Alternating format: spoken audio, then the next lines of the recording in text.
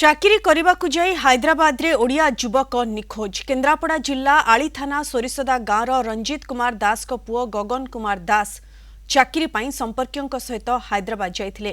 ହାଇଦ୍ରାବାଦର ପର୍ବତ ନଗରୀରେ ଥିବା ଏକ ଘରୋଇ କମ୍ପାନୀରେ ଗଗନ କାମ କରୁଥିଲେ। ନଭେମ୍ବର 25ରେ ଗଗନ ରହୁଥିବା ଭଡ଼ା ଘରୁ ହଠାତ୍ ନିଖୋଜ ହୋଇଯାଇଛନ୍ତି। ତାଙ୍କ ସହ ଫୋନରେ ଯୋଗାଯୋଗ ସମ୍ଭବ ହେଉନାହିଁ। ଗଗନଙ୍କ ଦାଦା ଏବେ ହାଇଦ୍ରାବାଦର ଆଲ୍ଲାପୁର ଥାନାର ଦ୍ୱାରସ୍ଥ ହୋଇଛନ୍ତି। गगन को खोज खबर न पाई परिवार लोकों चिंता बढ़ी जाइछि। जाइथिला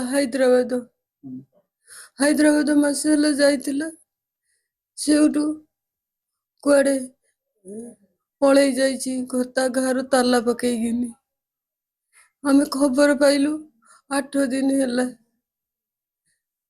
आउ पाउनु हमें ताकू एठी तार घरे रहउतला कला काम घरे पैसा पत्र अभावरु मु जाउछि बाहरे काम करिम केते दिन गारे बसिम कोट तो काम दाम मिलुनी आमे ताकू मना करे जाना कला हां मु जिम जाइकिनी हैदराबाद गला काम गोटे मास खटिछि पैसा भी हम पाको पठेइनी आमे फोन कला को स्विच ऑफ।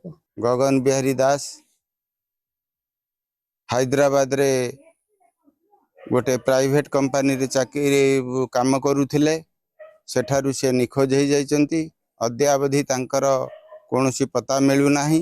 मु सरकार को निवेदन करी सरकार उपयुक्त कार्यानुष्ठान करी से पिला को फेरे आनिबारे सहाय्य कले तांको परिवार रे खुशीर लहरी खेली जीव।